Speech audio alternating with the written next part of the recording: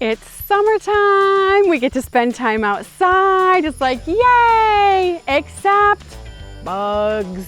I can't stand bugs. They drive me buggy. Today, I'm gonna show you how to control flies and ants in your yard. Let's go.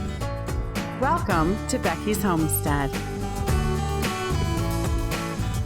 First, I'm gonna show you how to mix up a little powder for the ants. You can sprinkle it around the cracks of your house.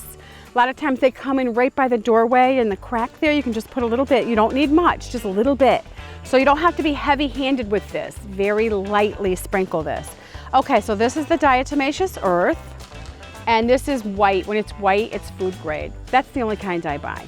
So I'm gonna put 2 scoops, and these scoops are 1/4 cup, so this is a 1/2 cup total of the diatomaceous earth. This is 100% boric acid.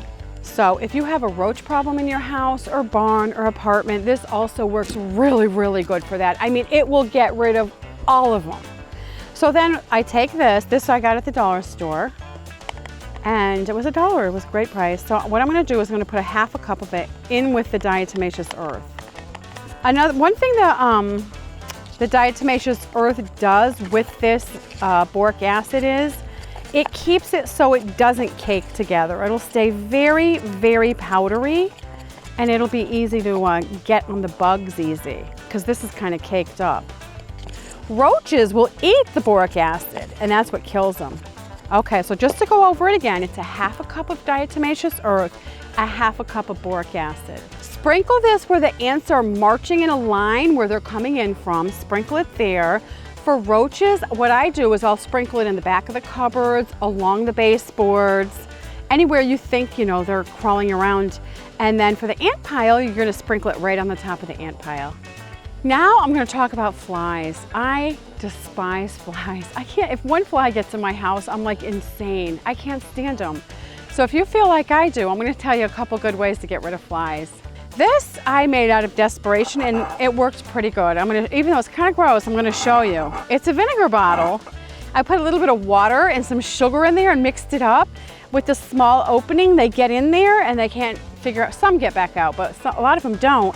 And as you can see, there's quite a few in there. So it doesn't smell, and you can just sit there somewhere in the house and catch flies.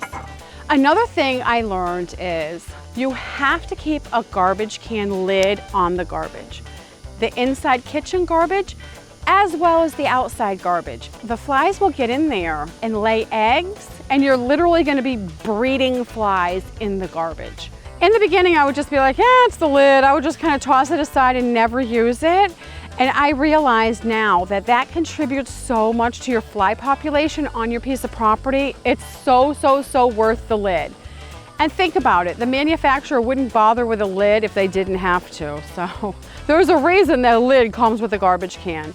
So if you want to cut down on your fly population, the best thing you can do, you don't need sprays, you don't need, chemicals or a lot of things. This is the #1 thing you can do to cut down on your fly population. Another thing I noticed is an open compost bucket that I had near the house, and I was like, oh, it's so convenient.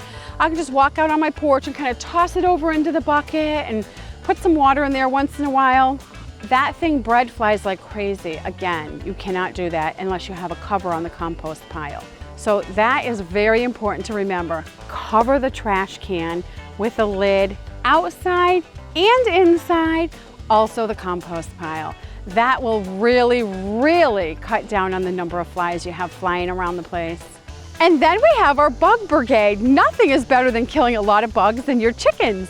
So if you let your chickens out to free range, they are gonna help a lot in keeping all the bugs down. They will pick and scratch around, and they will kill so many bugs in your yard, which is good for them, so they get some protein, and it's good for us because then there's less bugs. Who would have thought I could squeeze chickens into a bug video, but it just goes with it. They're just so awesome. Ow! Ow! Ow! I swear I just got stung by a hornet. There must be a hornet nest under there. How ironic. I'm talking about ants and flies and I get stung by a hornet. Serves me right. The hornets are like, don't forget about us. Ow, that burns. Okay, anyway. So there you go. You can kill a lot of bugs on your property without using harsh chemicals, and definitely you're never going to get rid of all the bugs. Even if you use chemicals, you're not going to get rid of all the bugs. So you might as well just do it in a healthy way. You might as well do it in a healthy homestead way. If you enjoyed this video, here's a playlist with some more homestead videos you might enjoy. Thanks for watching. Happy homesteading. Bye-bye. Thanks to all my Patreon supporters. I couldn't do these videos without you. If you'd like to become a Patreon supporter and get special perks and rewards, the link is in the description below.